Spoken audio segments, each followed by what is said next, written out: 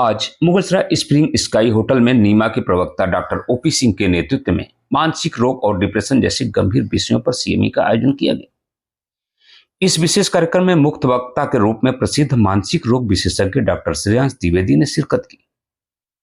उन्होंने नीमा से जुड़े सभी चिकित्सकों को मानसिक रोगों की गहराई से जानकारी दी, जिनमें अवसाद, चिंता, नींद विकार और सामाजिक व्यवहार में आने वाले बदलाव जैसे प्रमुख रहे। डॉक्टर द्विवेदी ने बताया कि समय पर रोग की पहचान और सही मार्गदर्शन से मानसिक बीमारियों को काफी हद तक नियंत्रित किया जा सकता है। कार्यक्रम की शुरुआत दीप प्रज्वलन के साथ हुई, जिसमें डॉक्टर अनिल यादव, डॉक्टर विनय वर्मा, ओम प्रकाश जायसवाल, भीम मोदी, मंगल जायसवाल सहित अनेक चिकित्सक से क्षेत्र से जुड़े गणमान्य लोगों ने भाग लिया। इस पूरे कार्यक्रम की विशेष रिपोर्टिंग शक्ति मीडिया चैनल द्वारा की गई, जिसमें मानसिक स्वास्थ्य जैसे अहम विषय पर डॉक्टरों के विचारों को आम जनता तक पहुंचाने का प्रयास किया गया। शक्ति मीडिया के कैमरे और संवाददाता इस पूरे आयोजन में सक्रिय रूप से उपस्थित रहे।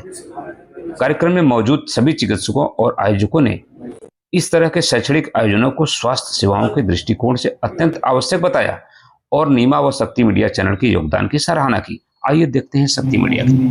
और हमें आज की चीज को कैसे डील करना है, नहीं समझना है, नहीं जानना है, हमें उस चीज को रिजॉल्व करने की जरूरत नहीं है, उसको छोड़ना होता है।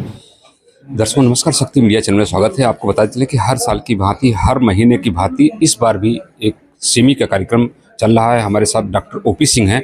सर, आप परिचय देते हुए बताइए सर, क्या है आज का कार्यक्रम? मैं नीमा का प्रदेश प्रवक्ता, साथ में चंदौली नीमा चंदौली का अध्यक्ष हूँ। आज हम लोग जो सीएमई कर रहे हैं, सुप्रसिद्ध आप कह सकते हैं मानसिक रोग विशेषज्ञ डॉक्टर श्रेयांश द्विवेदी वाराणसी के हैं और रवि न्यूरो साइकेट्रिक सेंटर आपका रविंद्रपुरी कॉलोनी में है। और आप मानसिक रोग के विशेषज्ञ हैं, MBBS MD DPM हैं आप, और काफ़ी ख्याति प्राप्त चिकित्सक आप हैं। आपने आज का जो टॉपिक रखा है वो बहुत ही इंटरेस्टेड टॉपिक डिप्रेशन पे है। एक्चुअली में आप कह सकते हैं WHO ने भी जो डाटा दिया था उसमें 30 करोड़ लोग कम से कम पूरे विश्व में दिखाया था कि इससे डिप्रेशन के शिकार हैं। 5 करोड़ केवल अपने इंडिया में है। तो इस पर विशेष चर्चा हमारे डॉक्टर साहब करेंगे आज। ये बहुत ही मतलब ख्याति प्राप्त और काफ़ी इनकी इस पे स्पेशलिटी है इसमें डॉक्टर साहब की। तो डॉक्टर श्रेयांश द्विवेदी डॉक्टर श्रेयांश द्विवेदी जी हमारे साथ में हैं, मानसिक रोग विशेषज्ञ। तो सर से बात करना है। सर, परिचय देते हुए बताइए। नमस्कार, मैं doctor Shreyansh Dwivedi, neuro psychiatrist हूँ। मेरा क्लिनिक रविंद्रपुरी में रवि न्यूरो साइकेट्रिक सेंटर के नाम से है, वाराणसी में। मैं आज यहाँ पे आया हूँ डिप्रेशन और उसके साथ जो एसोसिएटेड, उसके साथ जो संबंध जोगी परेशानियाँ होती हैं, जो जनरली लोग परेशान होते हैं शरीर के अलग अलग अंगों में, उनको परेशानियाँ होती है। इसकी वजह से वो काफ़ी परेशान होते हैं, लेकिन वो समझ नहीं पाते हैं कि कभी उनके एक अंग में परेशानी हो रही है, कभी सांस लेने में दिक्कत हो रही है, कभी पेट में दिक्कत हो रही है, कभी उनको सुनना कम हो जा रहा है, कभी उनको आंखों से धुंधला दिख रहा है, कभी कुछ अन्य बीमारियाँ हो रही हैं। उसमें कई चीज़ें सेक्सुअल भी हो सकती हैं।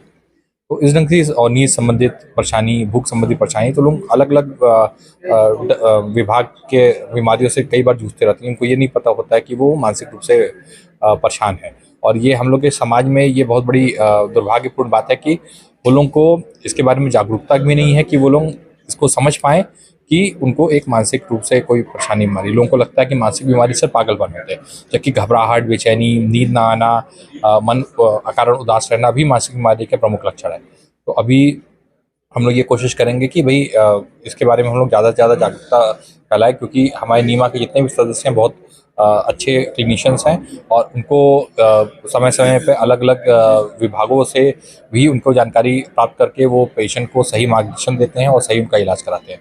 तो आज का टॉपिक इसीलिए है कि लोगों को जो उनसे प्राइमरली जो लोग फिजिशियंस हैं जिसके पास हम लोग जाएँ और लोगों के पास जागरूकता फैलाएँ कि वो लोग इस बीमारी को अच्छे से समझ पाएँ, ताकि वो गुमराह ना होकर के सही जगह पहुँचें। सर, ये तो डॉक्टर लोगों की नीमा के टीम को आपने सजेस्ट करेंगे, लेकिन दर्शकों, डॉक्टर साहब अगर मिल ही गए हैं तो इनसे कुछ जानकारियाँ मैं ले लेता हूँ। तो शक्ति मीडिया चैनल के जो भी दर्शक देख रहे होंगे, तो आप सर बताएं कि मानसिक रोग किस उम्र से किस उम्र तक लोगों को होता है? मानसिक रोग का कोई उम्र नहीं है। मानसिक रूप में जैसे पैदा हुए बच्चे को भी ऑटिज्म के लक्षण हो सकते हैं, जैसे जो जनरली 2 से 3 साल में हम लोग को दिखते हैं। बच्चों को मंदबुद्धि लक्षण भी होता है, ये भी मानसिक रोग है। और कई बच्चों को अति चंचलता है, ये भी मानसिक रोग है। कई बच्चे बात नहीं मानते, पढ़ाई में भी दिक्कत होता है, ये भी मानसिक रोग है। साथ में आपको आगे बढ़ना है, उनको लाइफ में परेशानी आ रही है, इसको सही से डील नहीं कर पा रहे, वो भी मानसिक रोग है। आगे इंसान वयस्क होता है तो स्किज़ोफ्रेनिया का शिकार हो जाता है, जो 20-22 साल में जनरली शुरुआत होता है, वो भी मानसिक रोग है। डिप्रेशन में व्यक्ति किसी भी उम्र में आ सकता है, वो भी मानसिक रोग है। साथ में कई लोगों को हाथ धोने की भी परेशानी होती है, वो भी मानसिक रोग है। लोगों को कई बार नशे की लत पड़ जाती है, जैसे कि शराब हो गया, गांजा है, भांग है, ये भी मानसिक रोग है। और साथ में जब उम्र ढलता है तो उनको पार्किंसन जैसे वो हो जाते हैं, बीमारी हो जाती है, याददाश्त की बीमारी हो जाती है, तो वो भी मानसिक रोग है। तो मानसिक रोग का कोई आपको नहीं है, तो बचपन में भी हो सकता है, बाद में भी हो सकता है, बट हर एक में बीमारियां अलग अलग है। आपको ADHD बुढ़ापे में नहीं होगा और पार्किंसन बचपन में नहीं होगा। तो अलग अलग उम्र में आपको अलग अलग तरह की बीमारी हो सकती है, बट इसका कोई रोग नहीं है और कोई भी इम्यून नहीं है। जैसे कि कहा जाए कि मैं बहुत ही स्ट्रांग हूँ मानसिक रूप से, मुझे मानसिक बीमारी नहीं होगी, तो भाई ऐसा नहीं होता है।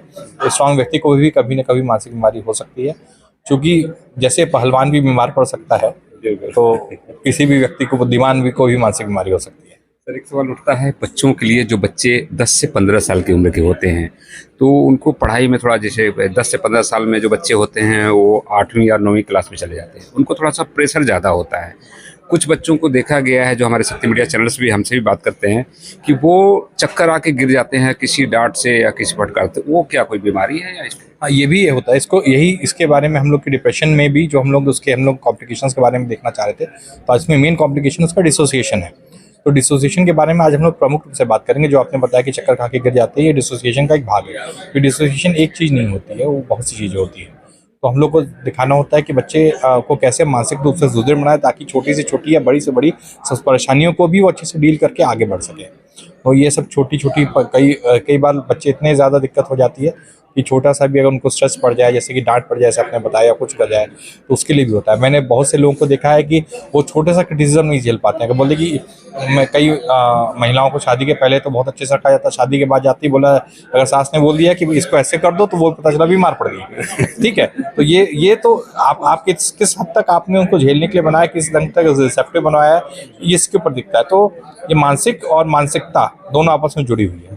बहुत बहुत धन्यवाद सर, शक्ति मीडिया चैनल से बात करने के लिए। धन्यवाद। हमें बात मौका देने के लिए बहुत बहुत धन्यवाद।